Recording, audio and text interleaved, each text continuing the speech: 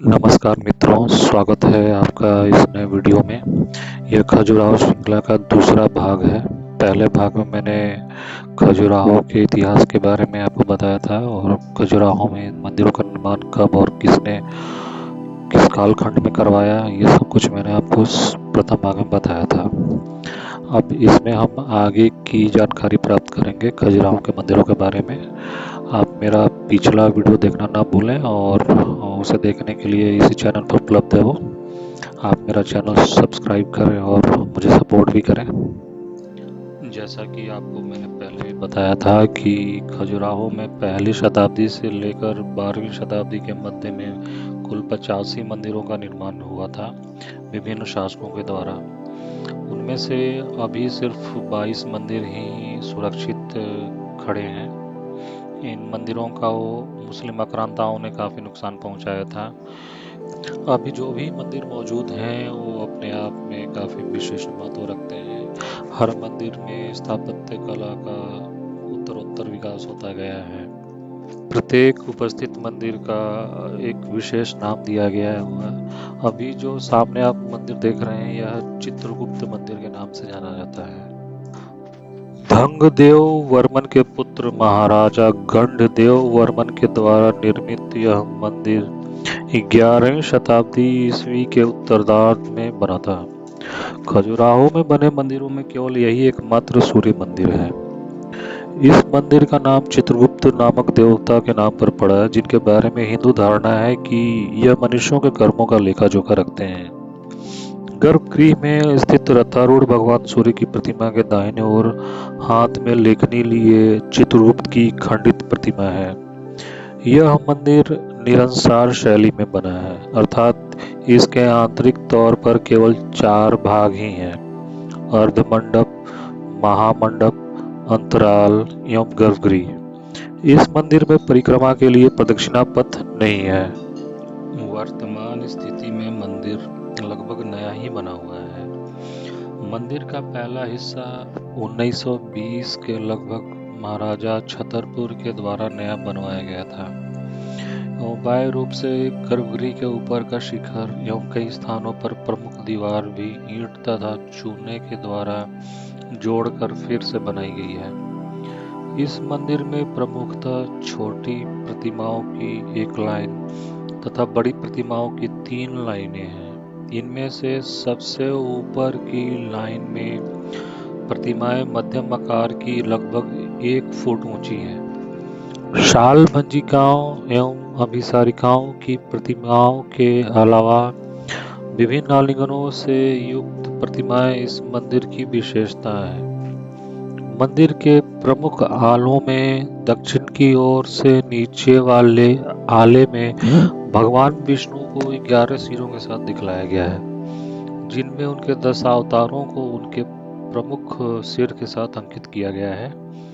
इसके ही ऊपर ब्रह्मा एवं ब्रह्माणी की भी बहुत सुंदर प्रतिमा महाराज लीला मुद्रा में बैठे हुए दिखलाई गई है। वेदी बंध एवं प्रमुख दीवार के बीच में इस मंदिर में भी छोटी छोटी प्रतिमाओं की 2 लाइनें मिलती हैं, जिसमें इस युग के जीवन की झांकियां हैं। समृद्धि का समय होने के कारण इन लाइनों के छोटे छोटे पैनलों में ऐसे दृश्यों का चित्रण हुआ है जो कि एक समृद्ध समाज में होते हैं। नृत्य, संगीत, रास लीला व तरह तरह के उत्सव का चित्रण बहुतायत से हुआ है। विवाह इत्यादि के दृश्य, राज्यसभाओं के दृश्य इत्यादि उल्लेखनीय है। मंदिर के दूसरे आले, जिसमें भगवती चामुंडा की मूर्ति है, के दाएं ओर इन छोटी मूर्तियों की ऊपरी लाइन में एक दृश्य है जिसमें शिल्पकार ने दर्शाया है कि किस प्रकार से मंदिरों के पत्थरों को 30 किलोमीटर की दूरी से यहाँ तक कंधों पर ढो ढो कर लाया गया था। पूर्वी कोने के 3 पैनलों में पूर्णिमा की रात्रि के सामूहिक संभोग के दृश्य विशेष उल्लेखनीय हैं। इनमें दूसरे पैनल के मध्य में तांत्रिकों द्वारा पंचमकार के निर्माण की क्रिया को दिखलाया गया है कि किस प्रकार वह पंचमकार बनाया करते थे एवं इस पंचमकार को पीने के उपरांत विभिन्न मुद्राओं में सामूहिक मैथुन को संपन्न किया करते थे। आगे चलकर आखेट के दृश्य मिलते हैं। फिर एक संगीत के अध्यापक को अपने शिष्यों को नृत्य एवं संगीत की शिक्षा देते हुए दिखाया गया है। यहीं घोड़ी के साथ संभोग करते हुए सैनिक की सबसे विचित्र प्रतिमा भी है। क्योंकि युद्ध के मैदान में स्त्रियां नहीं होती थीं, इसलिए यदा कदा सैनिक इन छोटे कद की घोड़ियों का प्रयोग करते थे। और आगे चलने पर एक धर्म उपदेशक को अपने शिष्यों को धर्म उपदेश देते हुए दिखलाया गया है। इसके कुछ आगे चलकर विवाह का दृश्य है। यहाँ फिर सैनिक सामंतों को आवागमन करते हुए दिखलाया गया है। जहाँ उन्हें जंगल से होकर जाते हुए दिखलाया गया है, वहाँ जंगल की स्थिति दिखलाने के लिए उनके पांव के पास जंगली जानवरों के सुअरों, हिरनी इत्यादि का चित्रण किया गया है। दक्षिण पश्चिमी और इस लाइन से प्रमुखतः सैनिक सामंतों का आवागमन एवं आखेट इत्यादि ही दिखलाया गया है। उत्तर की ओर प्रमुखतः युद्ध इत्यादि के ही यह दृश्य ज्यादा है। उत्तरी पूर्वी कोने में दो राजाओं को स्नान के पूर्व ललित आसन मुद्रा में बैठे हुए दिखलाया गया है। पूर्वी और लक्ष्मण वर्मन को शयन करते हुए दिखलाया गया है। एवं अंततः इसी लाइन में उत्तर पूर्व के एक पैनल में शिल्पियों को भी दिखलाया गया है, जिनके हाथों में छेनी हथौड़ी है, जिससे इन शिल्पियों ने अनूठे मंदिरों की रचना की है। कतारों के मध्य की मूर्तियां प्रमुखतः चतुर्भुजी हैं, अर्थात देव प्रतिमाएं हैं। ऊपर की कतार में विष्णु तथा नीचे की कतार में शिव की प्रतिमाएं अपने विशेष चिन्हों यथा विष्णु शंख, चक्र, गदा, पद्म एवं शिव त्रिशूल, नाग, दुर्गाक्ष की माला व कमंडल के साथ प्रमुखतः अभय तथा वरद मुद्राओं में दिखलाए गए हैं।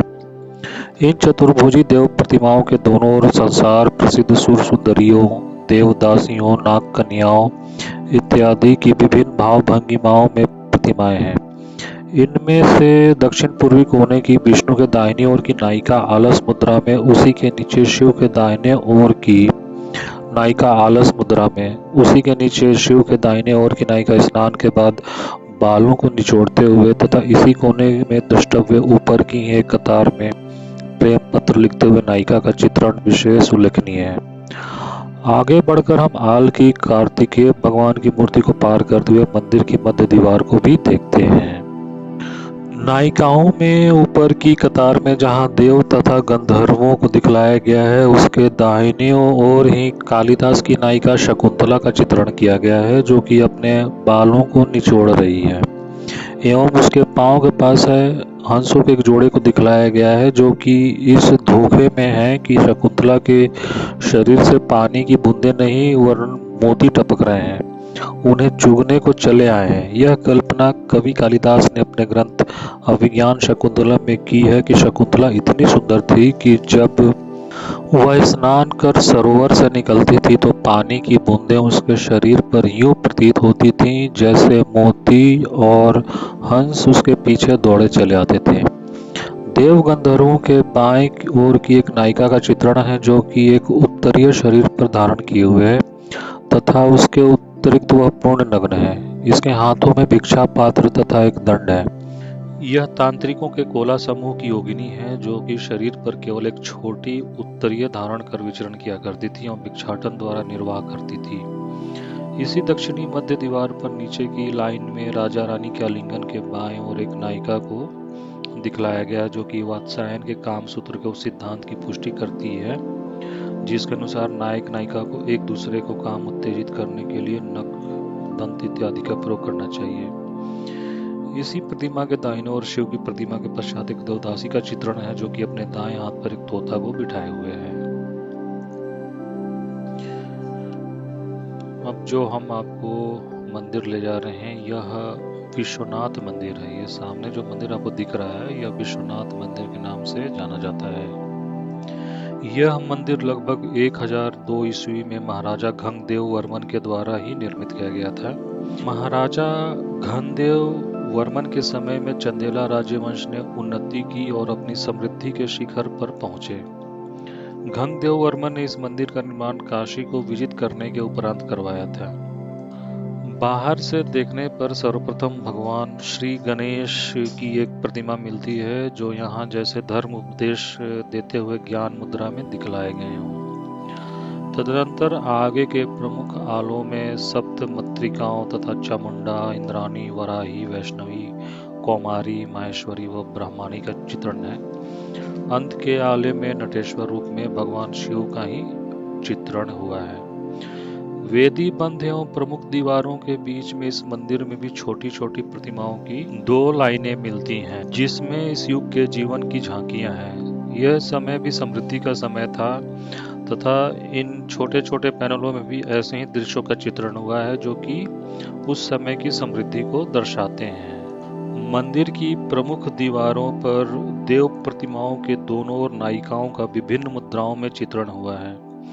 विषय भिन्नता एवं विविधता की दृष्टि से इस मंदिर में लक्ष्मण मंदिर के से अधिक प्रतिमाएं हैं। इस मंदिर में नाग कन्याओं का चित्रण नहीं है, हालांकि चंवर डुलाने वाली दासियों का चित्रण हुआ है। केश विन्यास की विभिन्नता एवं तरह तरह के आभूषणों से सुसज्जित यह मूर्तियां बड़ी ही भावप्रवण एवं लक्ष्मण मंदिर से कहीं अधिक प्रकार के भावों को दिखलाती हैं। सामने जो आप ये शिलालेख देख रहे हैं, इसमें विश्वनाथ मंदिर के बारे में जानकारी दी गई है। साथ ही यहाँ पर एक नंदी मंडप भी है। यह नंदी मंडप जो है अपने आप में एक अनूठा ही भवन है।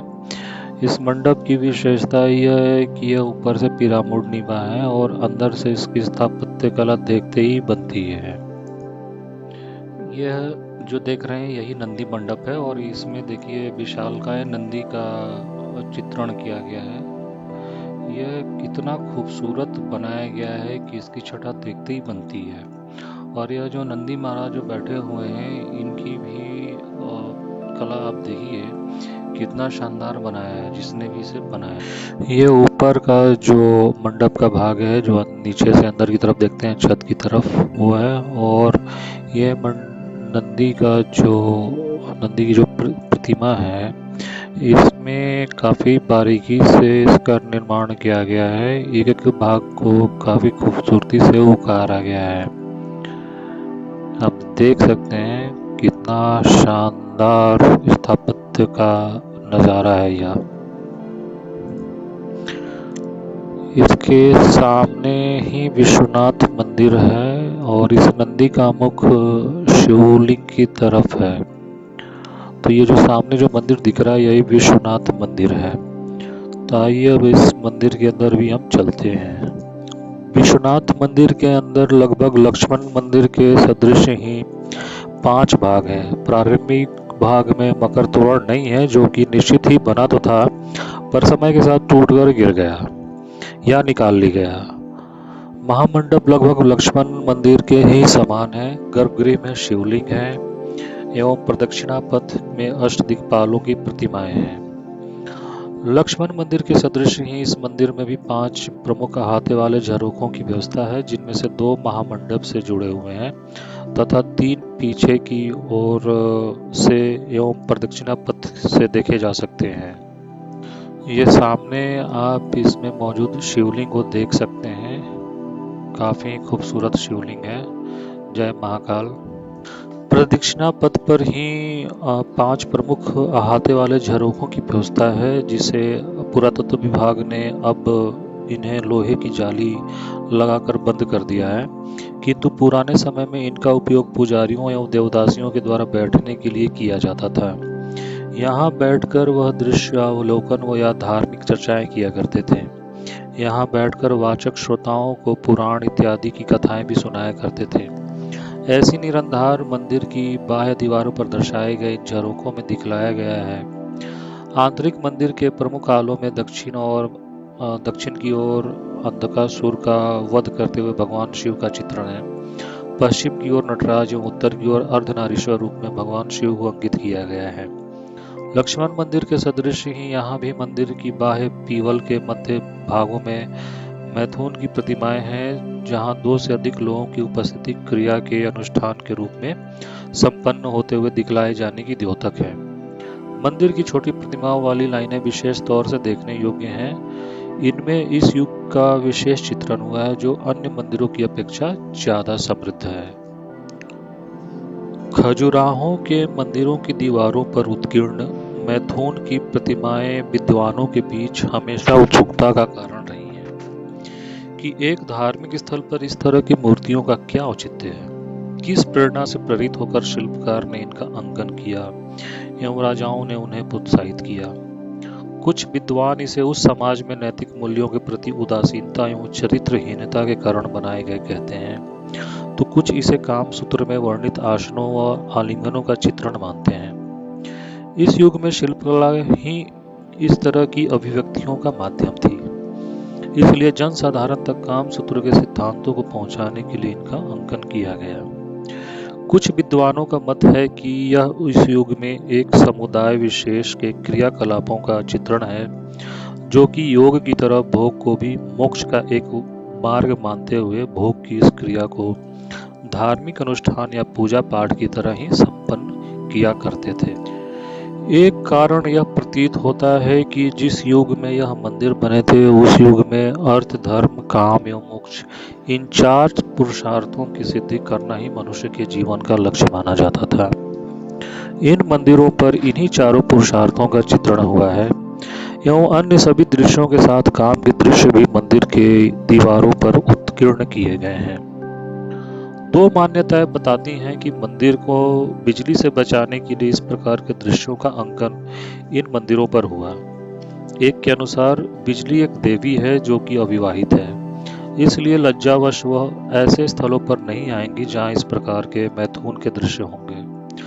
दूसरी मान्यता है कि भगवान इंद्र, जो कि स्वर्ग के राजा होने के साथ ही वर्षा एवं बादलों इत्यादि के देवता हैं, वो बहुत ही रसिक प्रकृति के हैं, इसलिए उस युग के लोगों ने इस तरह के मंदिरों का और मूर्तियों का निर्माण किया ताकि इन्हें देखकर इंद्र प्रसन्न होवें और बिजली, जो उन्हीं के वज्र का एक रूप है, मंदिरों के ऊपर न गिरने दें ताकि मंदिर नष्ट होने से बचे रहें। किंतु लगता है अब पुरातत्व विभाग को इन मान्यताओं पर कोई विश्वास नहीं रह गया है, इसलिए ही उन्होंने सभी बृहत मंदिरों में तड़ित चालक लगवा दिए हैं।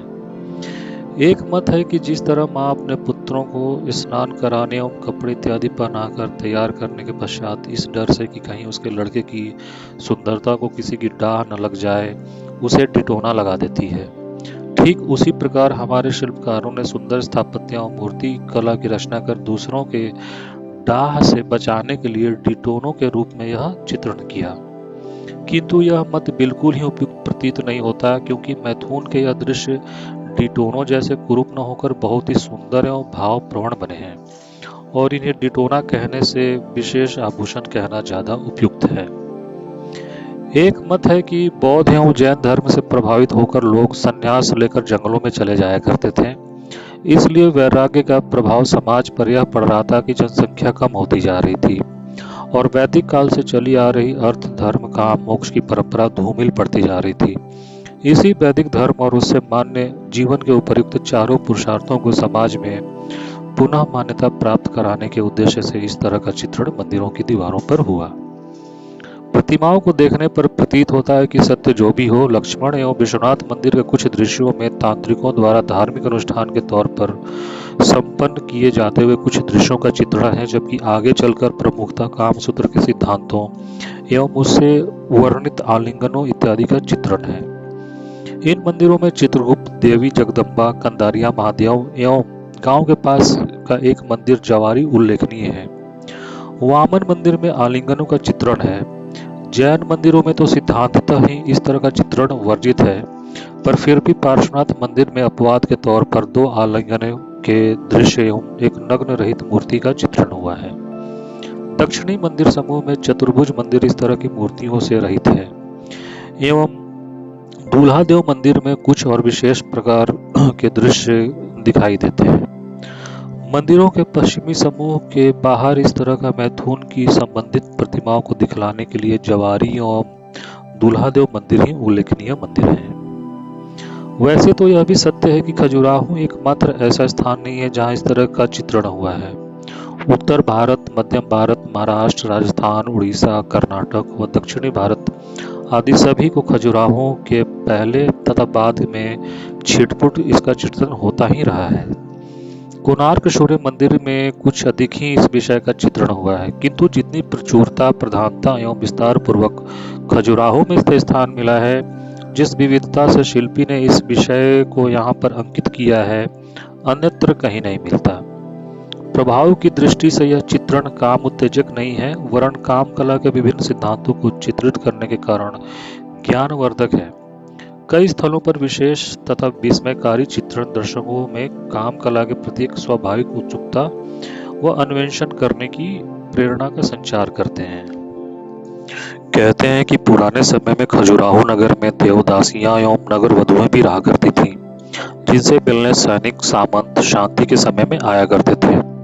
64 कलाओं में पारंगत इन देवदासियों का प्रतीक यही तोते हुआ करते थे, जो कि इनके घरों के दरवाजों पर पिंजड़े में लटके रहा करते थे, और इन्हें देखकर सैनिक सामंत यह जाना करते थे कि यह घर किसी देवदासी या नगर वधु का है। इसी पंक्ति में कोने की एक मैथुन मुद्रा के बाद पांव में से कांटा निकालते हुए एक नायिका का बहुत सुंदर चित्रण हुआ है। इसके अतिरिक्त भी कई उल्लेखनीय प्रतिमाएं यथा शकुंतला के दाहिने और मां बालक को नौकर से लेते हुए इत्यादि बनी हुई है। सभी प्रतिमाएं बहुत ही भावप्रवण हैं। और आगे बढ़कर हम मंदिर के दक्षिण पश्चिमी कोने में पहुंचते हैं। यहाँ के उप मंदिर के अंदर भगवान विष्णु की शेषशायी प्रतिमा भी है। एक मूर्ति में एक युगल द्रष्टव्य है, जो कि प्रेमालाप की मुद्रा में है एवं नायक के प्रश्न का उत्तर देते हुए नायिका को दिखलाया गया है। दोनों ही नग्न हैं। इनके ही दाहिने और एक गणिका का बड़ा ही सजीव चित्रण है, जो कि गाना गा रही है। मध्य में शिव हैं और उनके दाहिने ओर की नायिका को आईने में मुख देखकर मांग में सिंदूर भरते हुए दिखलाया गया है। इसके ऊपर की कतार में दाएं ओर नायिका को कुंदक क्रीड़ा करते हुए भी दिखलाया गया है। नायिका की मांसल देह व्यष्टि का चित्रण किस तरह से शिल्पकार ने किया है, यह दृष्टत्य है। मध्य में एक जगह भगवान विष्णु हैं और उनके बाएं ओर नायिका है, जो कि कपड़ों को धारण कर रही है। उस युग में बहुत ही अच्छे प्रकार के वस्त्र तो हुआ करते थे, किंतु उनकी सिलाई का प्रावधान नहीं था। ऐसा प्रतीत होता है कि नायिकाएं वक्ष स्थल को ढकने के लिए कुंचिकी बांधा करती थीं। नीचे के वस्त्रों को चांदी और सोने के बने हुए कटिबंधों द्वारा बांधा करती थीं। दक्षिण पश्चिमी कोने में तांत्रिकों में से कपालिक समूह की एक नायिका का चित्रण नीचे की लाइन में विष्णु के दाहिने ओर हुआ है, जिसके हाथ में दंड में कपाल भी बना हुआ है। इसके अतिरिक्त इस कोने में एक युगल एक आलस मुद्रा में अंगड़ाई लेते हुए एक नायिका भी उल्लेखनीय है। कोने की छोटी लाइनें भी दर्शनीय हैं, जिनमें युद्ध, शिव पूजन, आखेट एवं मैथुन इत्यादि क्रियाओं के दृश्य दिखलाए गए हैं। एक प्रमुख मंदिर की उत्तर पश्चिमी दीवार पर भी प्रसिद्ध प्रतिमाओं में पश्चिमी कोने पर स्नान करते हुए अपनी पीठ को स्पर्श करने का प्रयास करते हुए एक नायिका बहुत ही सुंदर है। इसी के और दाहिने ओर शिव के उपरांत एक नायक एवं नायिका को खरजरी की सूरा यानी कि ताड़ी का पान करते हुए दिखलाया गया है। दोनों के भावों से लगता है कि दोनों ही मदमस्त हैं। इन्हीं के पार्श्व में ताड़ का वह वृक्ष भी दिखलाया गया है, जिससे प्राप्त सूरा का वह पान कर रहे हैं। उत्तर पश्चिमी कोने में एकदम कोने की नीचे की लाइन की दीवार पर पुताई करते हुए नायिका एवं ऊपर की लाइन की काम विवल नायिका, जहां वह अपने कपड़ों को अलग करते हुए दिखलाई गई है, उल्लेखनीय है। और आगे बढ़ते हुए मंदिर की उत्तरी मध्य दीवार पर दक्षिणी मध्य दीवार की भांति सबसे ऊपर मध्य में अग्नि देवता है। उनके नीचे चंद्रमा एवं हेमवती को दिखलाया गया है। यह प्रतिमा उस किंवदंती को समर्थन करती है, जिसके अनुसार चंद्रमा हेमवती के सौंदर्य से आकर्षित होकर पृथ्वी पर अवतरित हुए थे, जिसके बारे में मैंने आपको पिछले वीडियो में भी बताया है। यह कहानी देखने के लिए उस वीडियो को आप देख सकते हैं। हेमवती के बाएं हाथ में दूज का एक चांद दिखलाया गया है, क्योंकि धारणा है कि चंद्रमा पृथ्वी पर दूज की रात्रि को ही अवतरित हुए थे। उसके नीचे ही मध्य में राजा रानी तांत्रिक एवं योगिनी का वह समूह है, जो दक्षिण की ओर था। यहाँ तांत्रिक के साथ एक उपनायिका एवं अन्य पुरुष की उपस्थिति भी दिखलाई गई है। यह मैथुन संबंधी उसी अनुष्ठान की आगे की क्रियाओं का चित्रण है, जो दक्षिणी ओर दिखलाया गया है।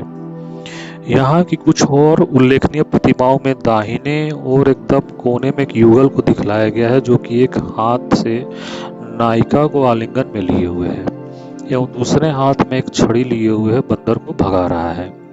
नायिका बंदर से डरकर नायक के पास आई है और नायक उसे आश्वासन दे रहा है। इसी के नीचे की कतार में बाएं और नायक नायिका को मदिरा पान कर नृत्य करते हुए भी दिखलाया गया है।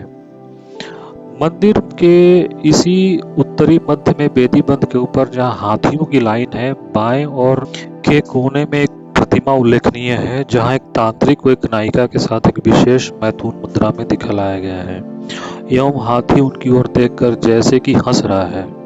इस प्रतिमा की विशेषता जिसने इस पूरे संसार में प्रसिद्ध कर रखा है, तांत्रिक के द्वारा नायिका की पीठ पर काम के बिंदु को खोज करना है। इस काम के बिंदु के शरीर में उपस्थित होने के बारे में प्रचलित एक मत है कि स्त्री और पुरुष के शरीर में काम का एक ऐसा बिंदु होता है जो कि चंद्रमा के साथ शरीर में चढ़ता एवं उतरता रहता है। जब अमावस्या की रात्रि होती है तो यह बिंदु पाँव में होता है।